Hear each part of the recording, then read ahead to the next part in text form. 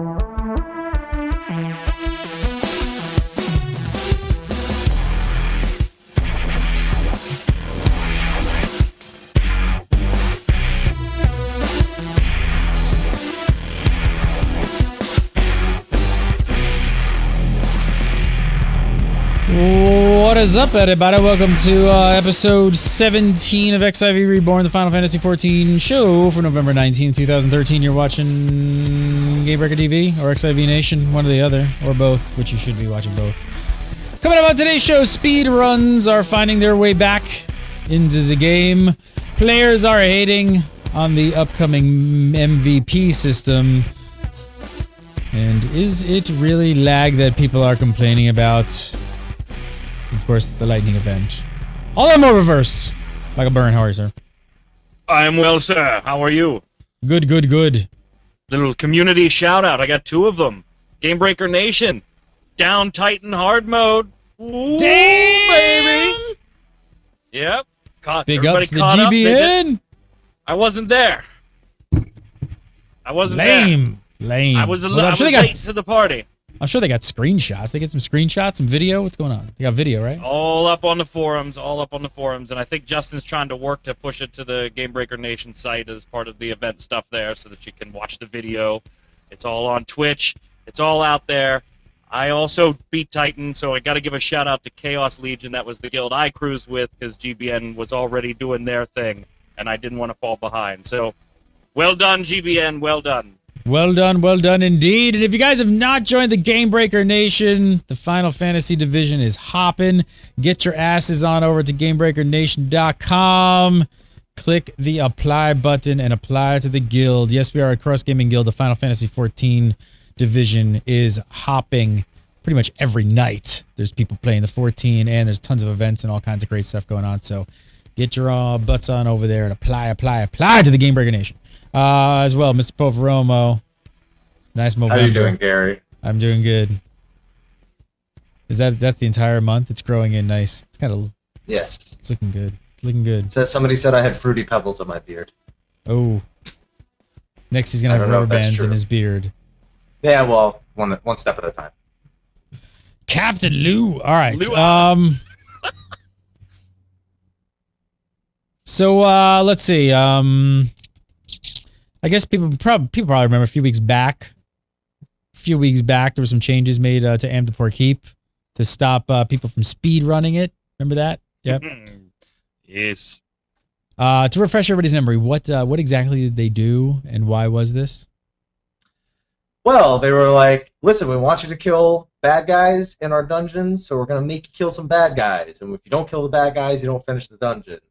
And so they made you have to kill certain monsters in order to open certain doors. That's pretty much, that was their solution to speedrunning.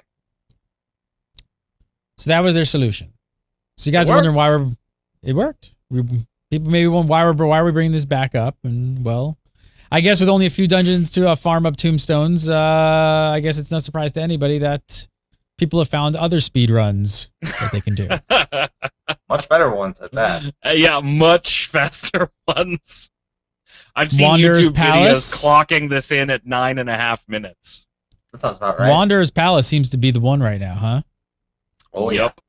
So what's going on? What exactly are people doing to make it a speed run? What the thing is, at first glance, it looks like people are just killing stuff really fast. And when it first came out, that's what it was. People were just, going in grossly overgeared and just killing everything except for a few select mobs.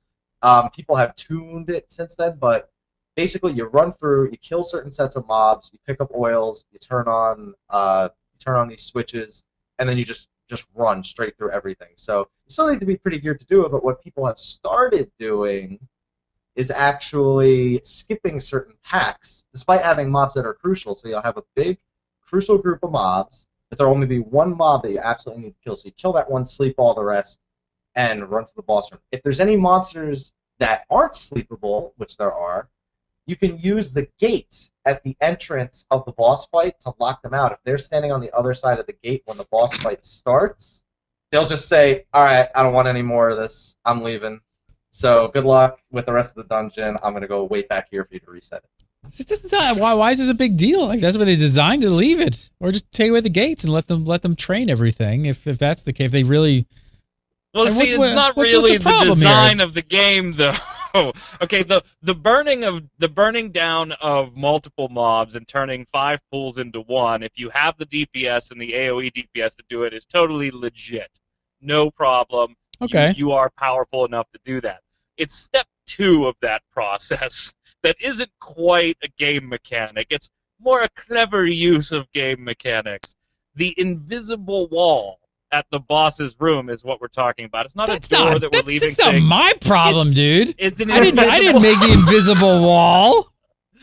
I'm running this thing with friends. If I want to run through this thing as fast as I possibly can, blame the designers. They shouldn't have made an invisible wall then. Remove the wall. Fix your code. Remove the wall.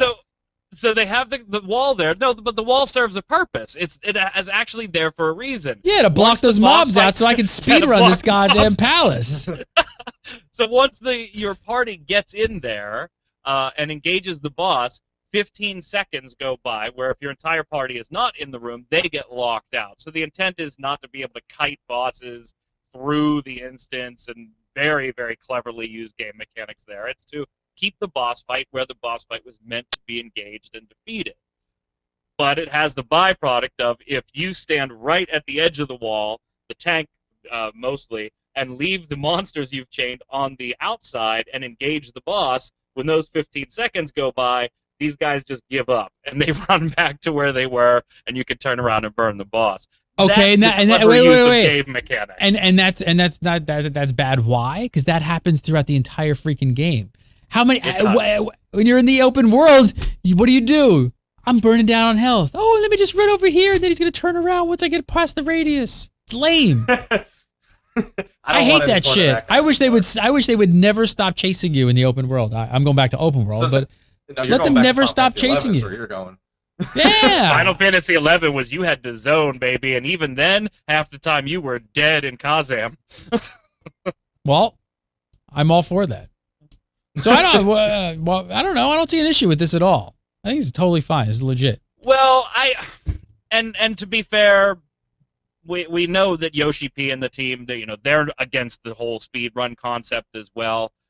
To me, this one isn't such a big deal, and it really wouldn't be, except there are some byproducts where people are getting queued up with duty finders, and there's some class hate going on, particularly monks and classes like that may not be the stellar AoE DPS that a Black Mage Bard combination would serve. And that's generally the combination most people are looking to perform this speed run with, is a Black Mage Bard. So it is affecting gameplay. It's not just, Gary wants to go and do this, fine, let him do it. If people queue up in the duty finder, certain classes are getting punched in the face verbally as soon as they enter the instance. I so want people to just start yelling "train" again in chat.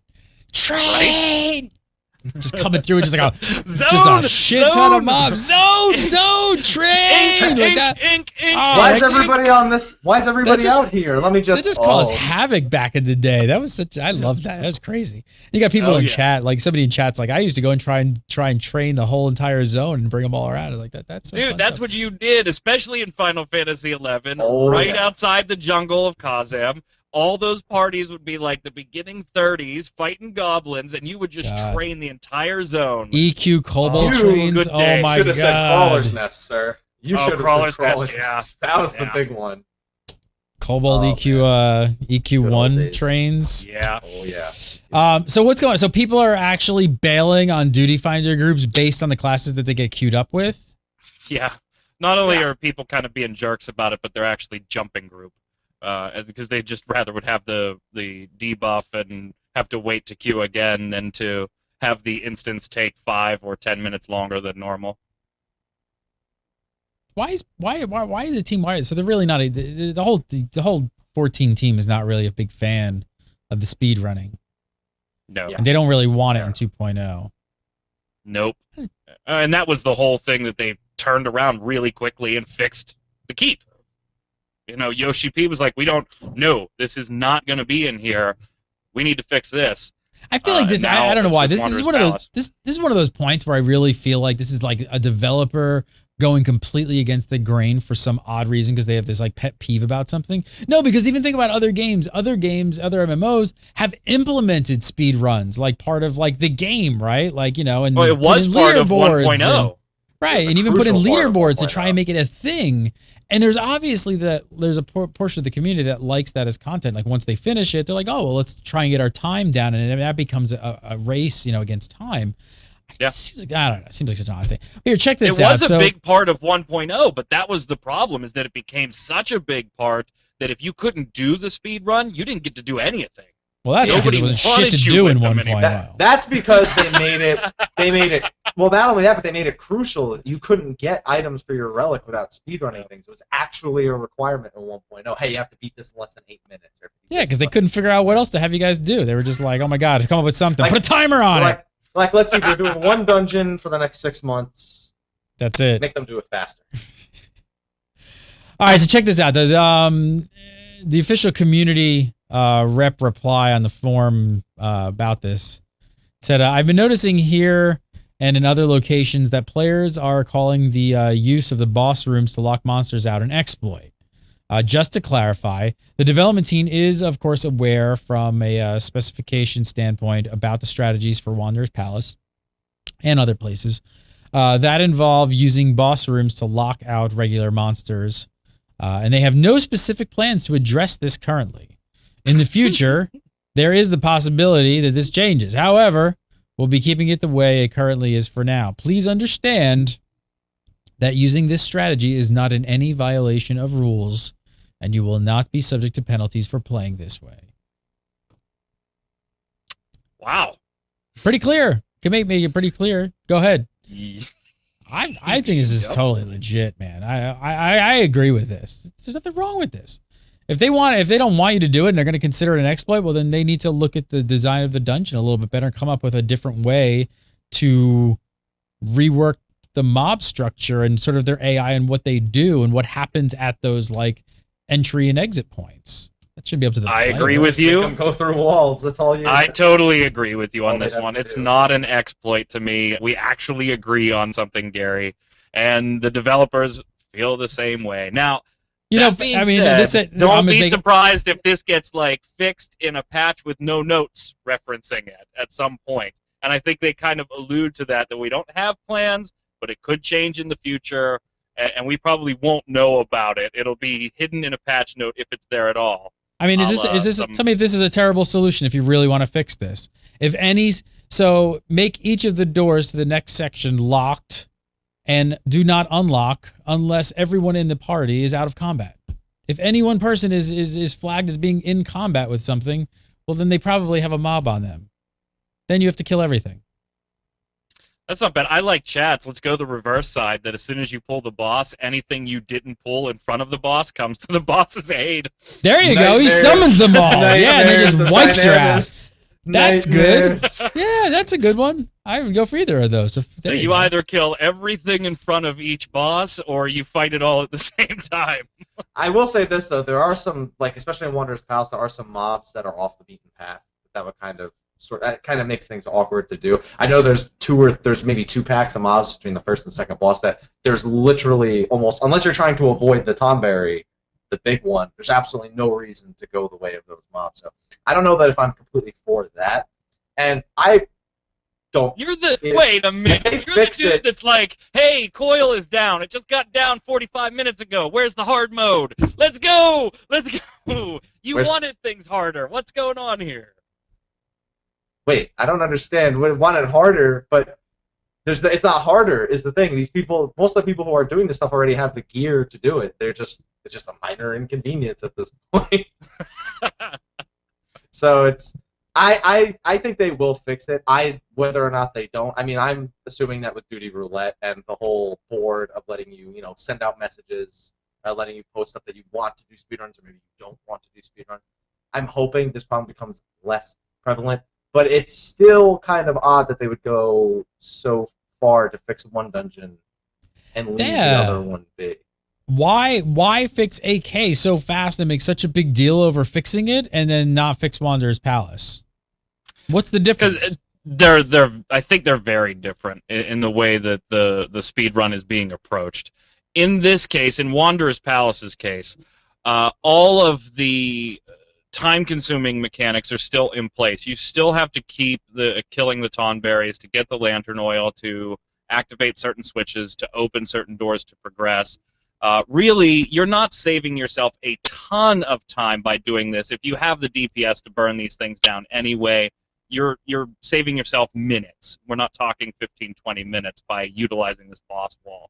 In AK, it was a deliberate skipping of everything that was intentionally put in your place by pulling everything and then hiding in a certain spot where nothing could get to you. So it was an abuse Working of as intended. No, that one was not. And that's I hid. So. What are you talking about? It's a hiding spot. What the hell? I can't hide. hide. You can't have this both ways, Ganon. You can't hide and have them stop chasing you, or have them always chase you until you or it are dead. You have to pick one. Let them find me. Oh, come on. He'll be hiding in the corner, just first person. Like if I can't see them, they can't see me. If I can't see them, they don't see me. What do you guys? AK was deliberately abusive of the instance. Wanderer's Palace, you're still doing most of the work in this speed run anyway. How is this problem not going to be limited though to just these two dungeons? I mean, does every dungeon almost has, or does every dungeon have walls before bosses? Pretty much, right? Every one. Yeah. So what's going to stop this from just being a problem across the board? Hello, Duty Roulette. Speedrun says Tasha Seagrot incoming. I honestly already thought about doing it just to see how it plays out. I've been thinking about trying to run a Sash Tasha speedrun, see how hilarious that looks. Come on, just do them all. Actually pretty easy. I mean, you guys think is this going to be the MO for every single dungeon when it comes out? Pretty much. It very well could be. If there's a way to do it, that is. Yeah. If you can abuse this, then people are gonna find a way. Now that they're just the only reason that it's limited to Wanderer's Palace right now is because that is the primary example for level 50s to be running to farm tomestones. Give me the ability to make tomestones using the Duty Roulette by running any instance, and me and the group are gonna find a way to abuse the boss walls in those instances too. I kept saying tombstones. I keep saying every time I see it, I was just like. I say everybody does. Everybody does. Tombstones. So what do you mean by that? We're going to see a lot more of this when the Duty Roulette feature pops in? Oh, yeah. I think there are some of the lower end dungeons that might be more difficult because there are points when you don't have tools that are very popular in Wanderer's Palace, like the AoE sleep that a black mage has, or Try Disaster from summoners if you are not bringing a black mage and you would instead opt for a summoner. So I don't think we'll see it to that extent, but there's definitely going to be points where one or two pulls in those lower end dungeons are going to get skipped. And you could do it right now, no problem, but it's just not a popular thing to do. Well, I don't know. We just came up with a couple possibilities here. I said possibilities. They're not yet popular, though. I am fully confident that people are going to start skipping one or two packs before bosses in the dungeons where you can't just sleep mobs, and they're just going to hold them outside the gate. I have a feeling. Shame on Isn't you, it amazing? It's like we want a game that has a ton of content, and the first thing players do is how do we bypass the content to make the content shorter? Well, that's what you do. That's what you do, especially when you're running, dungeons over and over and over. You got to kind of keep it interesting. That becomes part of the game. Is why I was saying before. It's kind of odd that they don't want speed running because it's like once you've done a dungeon a few times, unless you're gearing for other guildmates, which is what most people are doing, doesn't it get kind of boring? Like, so yeah, the countdown factor to it, and now all of a sudden it becomes kind of a new game, and especially if you throw a leaderboard on there and guilds can kind of compete against times, things like that. I don't know. All right, let's talk about the MVP system. Seems like people have been generally positive about the MVP system, but apparently some people aren't happy with it. Welcome to the internet, people. Welcome to the internet. We post hot women from Victoria's Secret models on our website, and some people are not happy with it. Welcome to the internet. I saw that post this morning, and I was like, "What? Huh?" And then I opened the post, and I'm like, expecting this long article and something very thought-provoking, and then I was like, well... all of a sudden you heard the tune, the best part of waking up. I was very happy by the post. I was like, well, I can see where they were going with this. Let me flip through this gallery. So check this out on the MVP system. There's this topic on the forums on our site. Basically everywhere, people are talking about this. But what the big deal? What's the big deal? Isn't this supposed to be like be a big positive enhancement here? What's going on? Why are people like there are a lot of people that hate this damn thing, and it's not even out yet. It's just everybody and their mother is coming up with a way for this to be abused.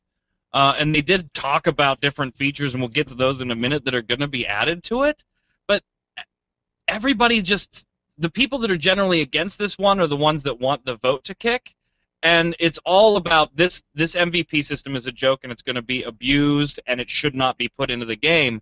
And it's a very vocal crowd on our site, on our forums. Well, we talked about it. We thought the possibility of being abused was more the other side of it with the kick ability. Yep. But this was so why do people think everything's going to be abused? It's just like, well, initially like strong arm people to like always vote Mike P over here as an MVP every time or something like. Well, initially people were worried about people would group up and constantly vote for the same person and just keep running things. And then it was released, well, you're not going to be able to do that. You can only use the duty finder. You can't pre-queue and vote for Gary 900 times so that he can go and get that special MVP mount. That's not going to happen.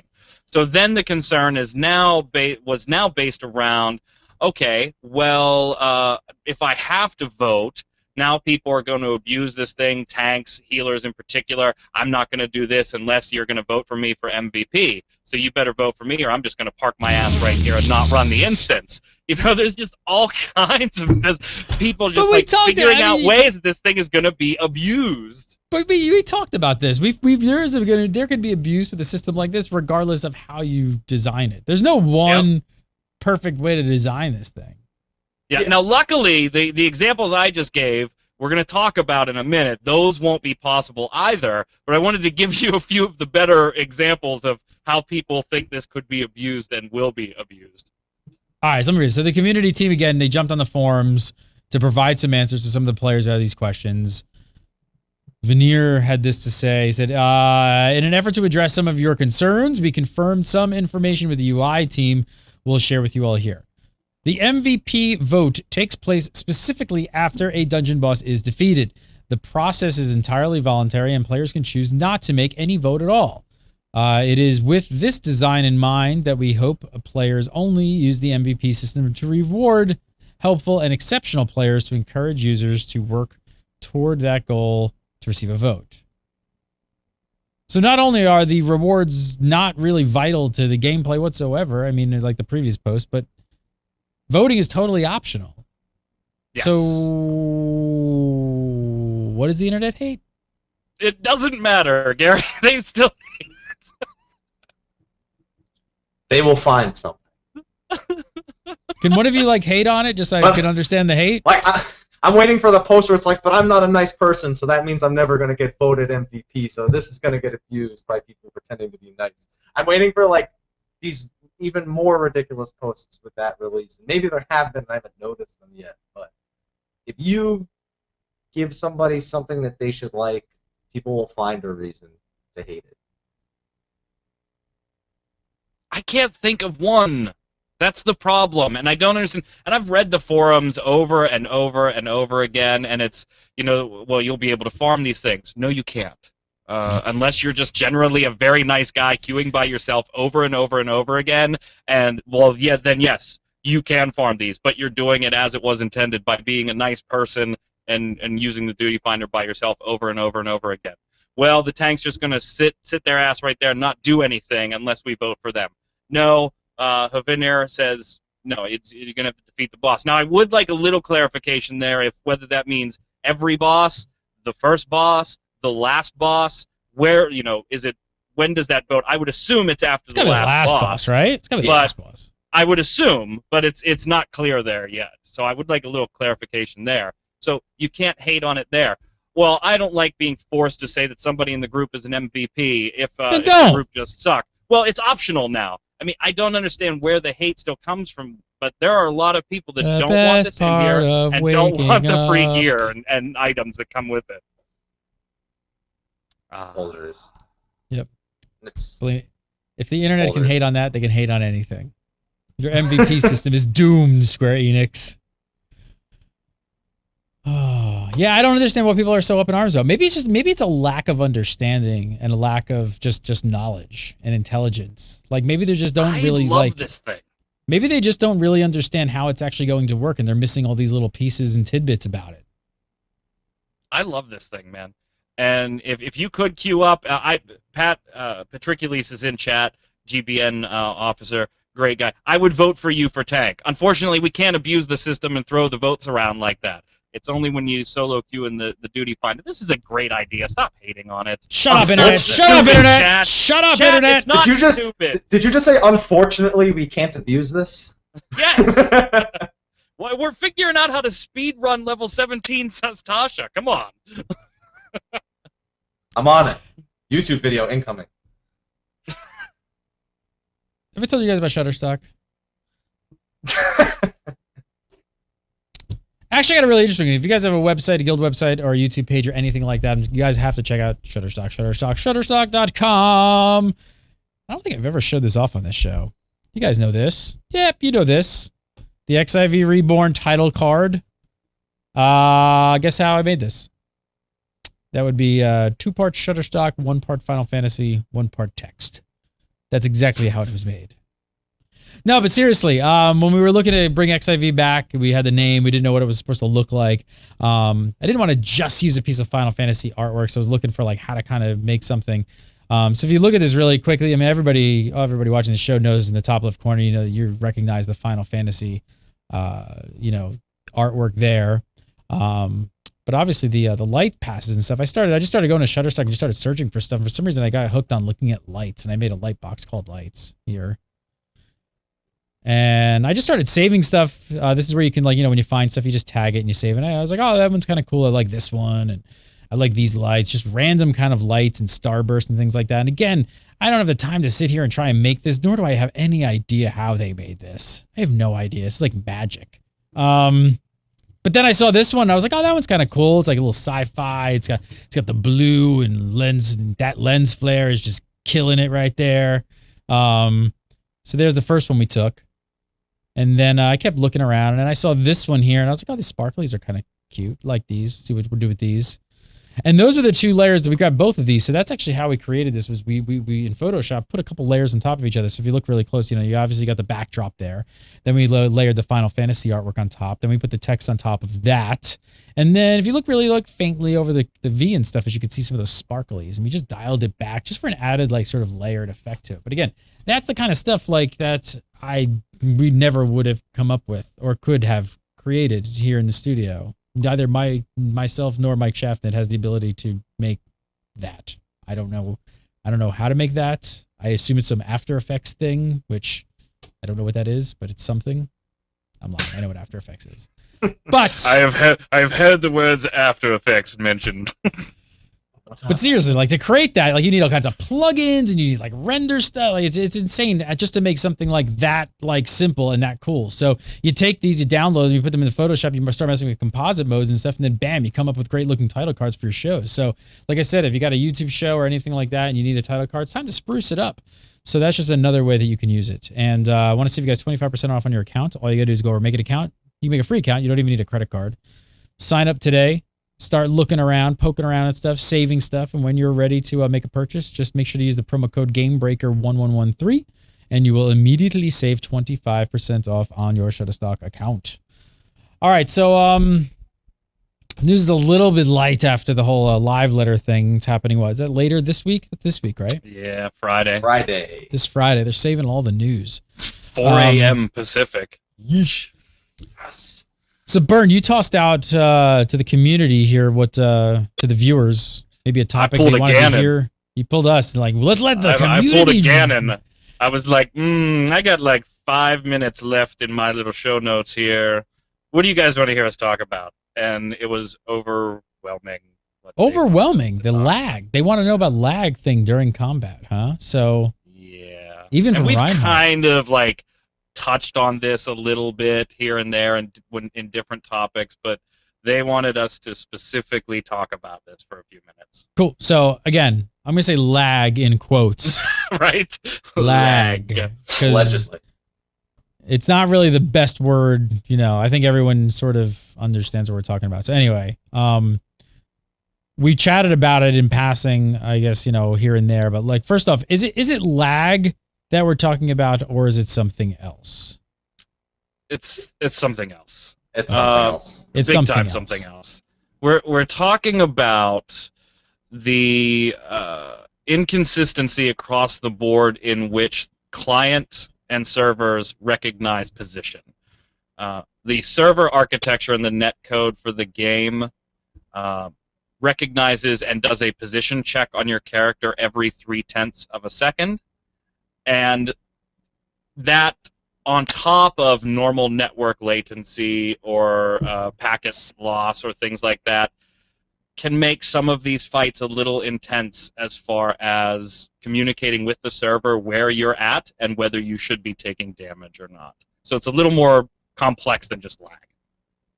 So this is really hard. There's no way we really probably know this. So basically what you're saying is that during gameplay, there's a 0.3 second positional delay.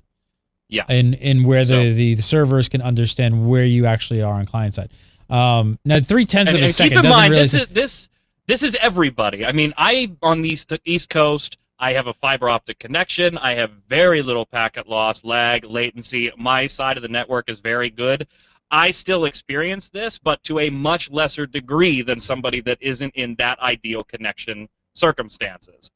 The game is perfectly playable for me. I don't notice this all that much, but I do realize it is affecting me, just not to the extent that it affects other players that maybe have lesser connections. This has to be to some point in existence in every online game out there. Like, there takes some amount of time for something to go across. Now, that's the question here. So you're saying it's about 0.3. I mean, I don't think we have any numbers. I don't know what that number is in, say, World of Warcraft or any other online game. Is it 0.2 and that's all the difference it needs? Is it 0.1? I mean, there's another big consideration here, though, and that's the netcode itself. To make a very simple example so that we can get the topic under, like, in our brains here. Square Enix has built this to be mainly server driven. In the interest of security and things like that. You have a much more secure environment when the server dictates most of the action rather than your computer or the client dictating the action and the timing. Other MMOs do it the opposite way. Now, they've done this to keep a secure network, which we could argue about how secure it actually is, but that's besides the point. But by doing that, they're causing this problem that other MMOs don't necessarily have. So when you play Final Fantasy XIV, because of the netcode, go ahead. Does it also have something to do with where the servers are actually physically located? Because, I mean, a 300 millisecond ping, like that's another way to look at this. Again, for people out there, ping time is kind of the same thing.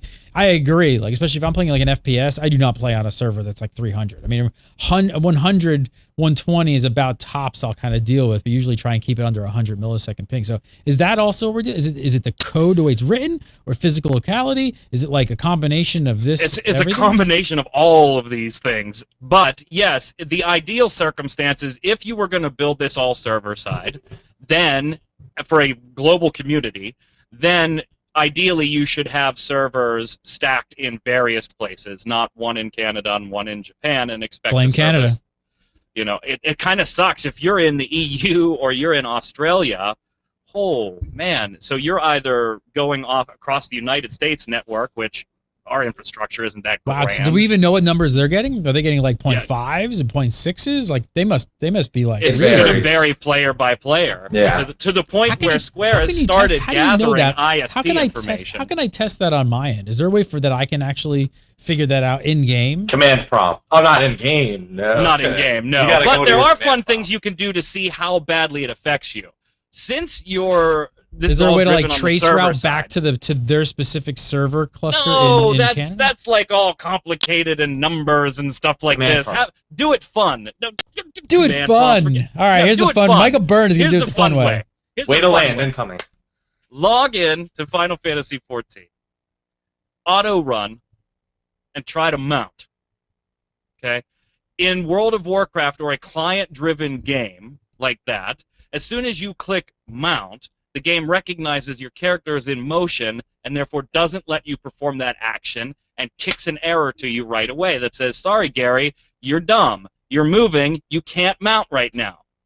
Final Fantasy, depending on how the position check is going and when your position is actually checked, when you auto run and It'll click mount. mount, And then there are a lot disappear. of people that can get that cast bar to fill up all the way before it says, oh shit, wait, no, you're not allowed to mount, you've been moving. And then it works in the reverse situation when trying to get out of AoEs. So unforgiving things like hard mode Titan that are very one-shot kill, it is a big deal. Wow, it may that's not the fun affect way. you. It may not affect you personally, but understand it is part of the netcode of the game you're playing. You just have a unique and good set of circumstances. Even Yoshi P said it is a 0.3 second position check. It will feel like a 0.1 second position check for people that have very, very good network connectivity with low latency and low lag. So how does that? A couple weeks ago we talked about that ping service that a lot of people are using as well. Yeah, that like called again? battle Yeah, ping, battle things ping. like that. How does that make it any better? What is that actually doing? What it's trying to do is get you to the server in less hops. So when you log into the game, Mr. Happy on the East Coast here, trying to ping the servers in Montreal. Let's say that since he's in Jersey, we know he's there. It's going to ping into New York, and then it's going to cross into Niagara, and then, bam, we'll go north into Montreal. So it made 2 or 3 stops. Probably isn't doing that on the East Coast, but we'll use that as the example. What Battle Ping says is, okay, using our servers, you can dial into us. I said dial in. And we're only going to hit New York and then go straight to Montreal. So it's bypassing that Niagara step. So compound that a little bit. If you're in the EU, it's trying to take less steps to get from the EU to Montreal, or from Australia to Montreal if you're playing on NA, or Australia to Japan. So those different services are allowing you use of their servers to reduce the number of bounces to get to Square Enix's server. Now I'm assuming this costs a fee. How much does something like this? How much does something like Battle Ping cost? I don't see any pricing or anything. Does you have to pay for this? Is this a free service? Yes. I mean, what, Yeah, no, you pay for it. You gotta pay for it. I don't know how much either. they don't want to tell you on the website, which scares me. They don't want to tell. Oh, there it is. There it is.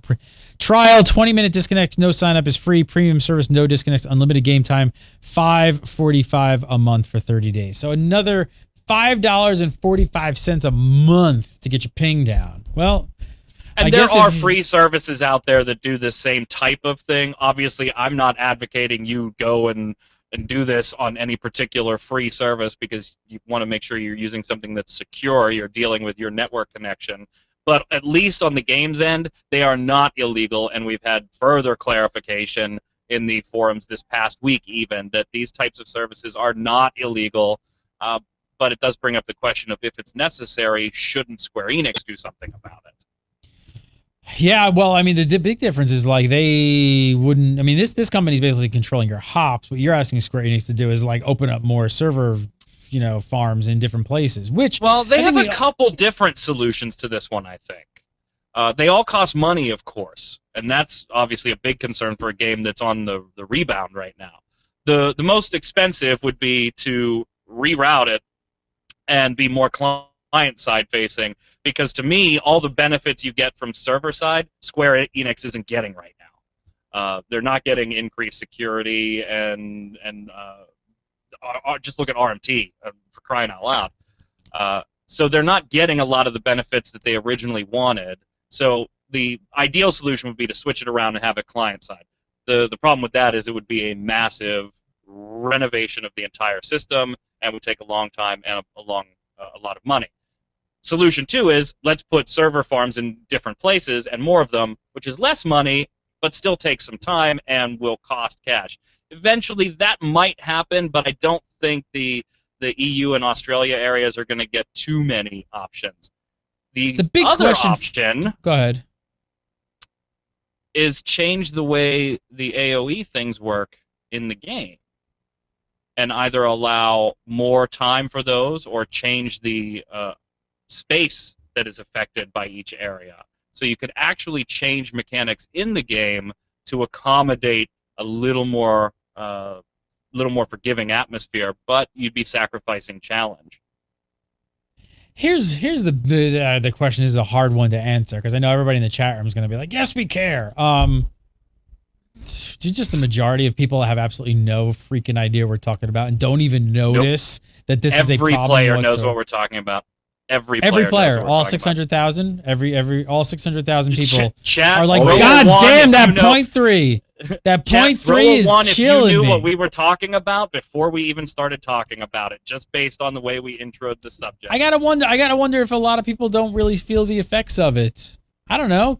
Where do you sit, P? Is this an unacceptable thing? I mean, should Square, with the amount of money and revenue that they're generating, really, should we be dealing with this? I think that they definitely should take the money now that they're looking at some profits for next year, as opposed to losing money, which honestly I think came down to a lot of the reason the decision was made. They didn't expect 14 to be that successful, and I guess they almost didn't want to put any more money into it until it showed some success. But it definitely needs to be fixed. I mean, there shouldn't be times where I'm out ahead of the group on my screen, but getting hit by a move that's behind the group on the server side, and that does happen. You have to remember that even though it's like 0.3 is bad enough it is, you have to take into account any packet loss, any actual ping that you may suffer, and it varies from minute to minute, from second to second, every second that you're playing, every third of a second that you're playing, actually. It's varying. So they definitely need to fix it because people have been talking about it for a long time. And to think that it was at one point much worse than this was a bit scary. And if they've reduced it once, I'm wondering when they'll reduce it again. Yeah, and chat, we're not oblivious to the fact that, of course, ISP weighs into this too. It's not all the game. Yes, your ISP server is going to play into how well your connection goes at the same time. But this whole 0.3 second positional check, these are the longest posts on the forums by far. Both in any language, doesn't matter. They are the longest and most populated posts on the forums. I wish I had some data. I'd be curious to find out what some of the competition are down to, normal. If you're logging into a server in your location, something like that, that'd be interesting. I don't know. Here's a real question: is what the hell does this do for PvP when that starts going?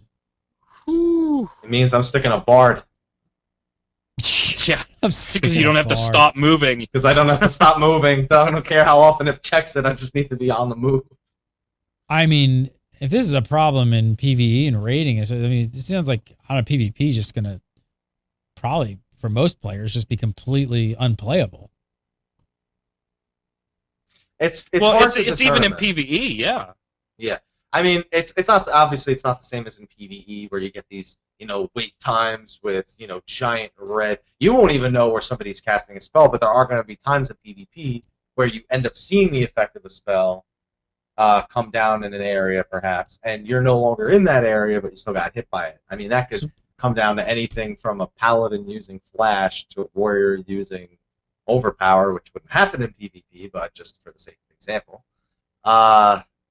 it's going to be interesting. You guys think I you're going to is see? the You word think, that you I'll think we're going to stick see some changes? Do you think Square is going to put some muscle behind this and actually make some changes with this? Not for a while. Yeah, I don't think it's going to be for a while, which Well, it is doesn't sound like unfortunate because it doesn't they sound need like to. something that can be done for a Yeah. while. Like this doesn't sound like something that you can just snap their fingers. Like even I think we But talked even about on this just to remind people. Like even the server farms in different areas. Like that is not something you can snap your fingers and just be like, we need servers in California and New Jersey and New York. Like it's not that quick. They're not like loading up cloud servers like you and I are at Rackspace or HostGator or something or GoDaddy. It doesn't really work that quickly. So that takes a couple months just by itself. Yep. I don't know. I mean, eventually they have to though, because to me the hard mode Titan and the coil fights that are you're meant to be reacting to certain things, not memorizing and anticipating a certain sequence of events. Titan hard mode is beatable by even somebody that's having a severe case of this latency, lag, whatever you positional check, whatever you want to call it, simply by memorizing the sequence of abilities and timing because they are in a set pattern. But to me, that's not PvE. That's playing Simon. And if I wanted to play Simon, I would go play Simon. I mean, it sounds like their first course would be to at least get the ball rolling with opening up some more servers in different areas of the world. And at least at that point, if they get the ball rolling, they can at least do a post about it and tell the players like, hey, we've just contacted New York and we've contacted in California and we are going to be putting these, at least players will understand that, hey, there's some progress being put forward to kind of like fix this process, even if it's not going to happen next week. The code and things like that takes a whole another aspect. I don't know. I think they should actually fix something like this though, especially now that it's been such a success. All right, the lightning event. Let's talk about this. It's like 3 out of 4 quests now. I'm just gonna walk out of the room for this one. All right, last one tomorrow. Just gonna walk right out. Was it a raid-like event like you wanted, Mr. Happy? I never said I wanted a raid. I said I wanted an instanced battle. A single. Gary, play the video. Play the video. Tape. He was like, go to the tape. He was like, make it a 24-man raid. 8-man. So what do we got? There you Fates? go. Fates like Fates. Burnsy predicted? Yeah, Fates? it's Fates. Fates in a way we've never seen them before too. Implemented as part of quests, which was something I said that the only reason I didn't suspect it is because we'd never seen it before, and now we've seen it, so we can expect it in the future as well. So you won't get me next time when Final Fantasy XI event comes out. You won't get me there. So I've learned my lesson. All right, so take me through. What are your thoughts so far on the way it's been going down? I know there's still one more quest to open up, but Burnsy, what do you think? I'm just kind of meh about it. I do like that it isn't as in-your-face implemented as some people thought it may be. If you're not actually seeking these out to do them, there's a good chance you don't even know where they're taking place. So I do like that it's more subtle. But to me, the story and the fates themselves, granted, tomorrow's the last of the 4 could be mind-blowing, but the first 3 to me were just, okay, I logged in, I had them done in 2 minutes, and I got my pants. There we go. P, what's your gripe with it? A lot of hype for not a lot of anything at all. I mean, they've been teasing this since before even the game came out. You'd think that, it was a big tease. We're having, it's like you'd think with all that time they might have prepared a little bit more. Like, all right, well, I feel like they just sat at a round table for like 3 months and went, okay, we need one enemy that's going to take people about 20 seconds to kill. I don't know. We'll reconvene tomorrow. And now, to be fair, though, the models are pretty cool. For the second and the third Fate, I have enjoyed the monster models. They look pretty awesome. But P is right. Like for such a marketing hype, pillar of the game that they've been talking about so much, to be that sort of lackluster and that kind of like meh.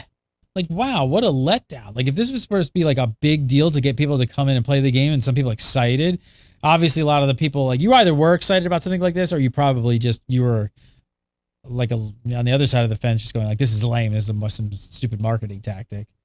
Now it being so meh, it kind of sounds like it's more of a lame marketing tactic. A little bit, yeah. I mean, Chapter 3, not to spoil, it does have a cutscene that attempts to add some depth to it, but it's something they should have done back in Chapter 1 and then expanded on in Chapter 2 and Chapter 3. I'm not asking for much, but the fact that Chapter 3 is the first real cutscene we get with only one chapter remaining tomorrow, unless tomorrow's quest takes like an hour and 45 minutes of it is a cutscene, I don't see tomorrow being any different than 5 minutes, accept quest, do fate, leave. I don't want a 45-minute cutscene. You saw the spirits within.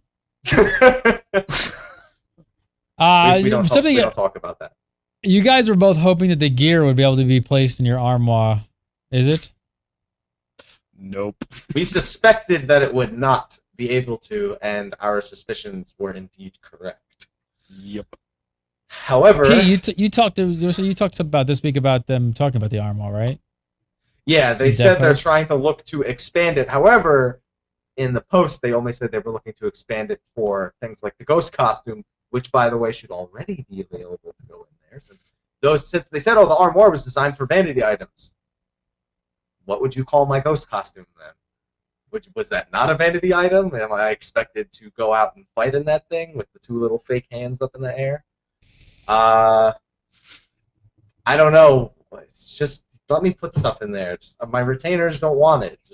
I don't want it. I don't want all this stuff. My retainers don't want it. My fictional retainers that I designed their look and their name. They've told me they don't want this gear. They've told me they go all against the code. They're like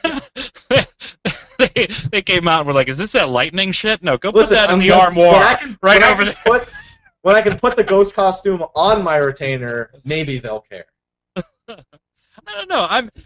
I'm with you, Gary. I kind of think that, to me, the event was, I didn't really care about it much anyway. I was just going to do it so that I had it. But I'm really surprised that there was nothing in your face. If you don't go look up via last week's Waypoint or the article on XIV Nation or where on the official site, if you don't go look up where these take place or talk to somebody that knows where they take place, you wouldn't find them. Unless you just accidentally walk past the quest givers for them. Yeah, it's not very well advertised or anything unless you knew it was coming, it started, or your buddy just told you, hey, by the way, there's this going on. Well, all the people in chat room who thought this was going to be kind of a lame stunt. The launcher, I mean, it says it on there, but you've got to go through the launcher and click on the story to find the pictures on where the things are. So even the launcher isn't a valid argument to me. All right, before we go on to viewer questions, there was this dev blog post from Bayon. I wanted to show off this picture here. We talked about patch 2.1 adding the King Mog, Moogamog, Mogamoog, Moggy. Here is a weapon that the fight will drop. Look at the book. Look at the book. Look at the book. It is cruel what they did to that Moogle. But wait! It's a pop-up book!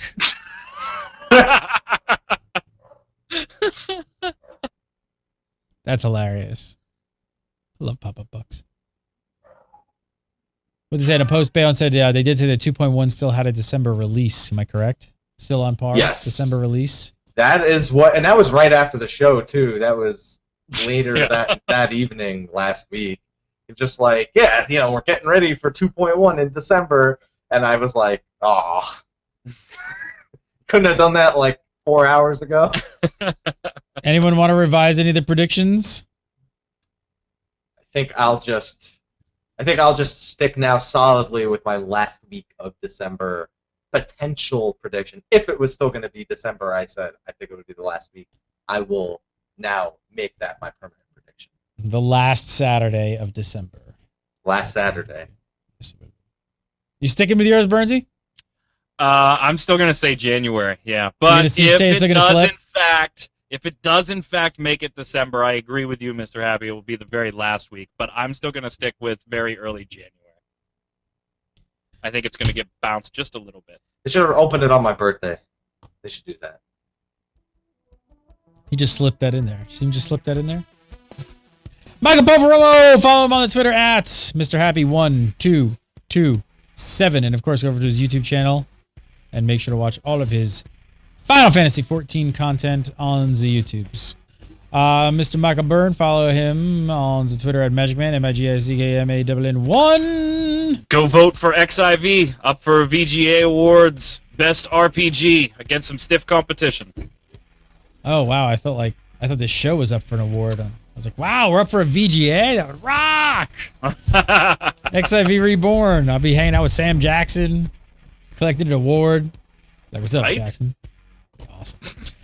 All right. We do the Sick show of live the every snakes Tuesday on at this podcast. 4.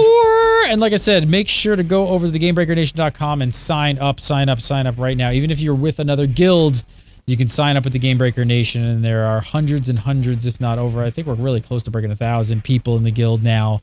So get on over, gamebreakernation.com, and sign your butts up. Always a pleasure. Make sure to go to xivnation.com. We'll see you next week for some more Final Fantasy XIV. Ba-da-ba-ba-da.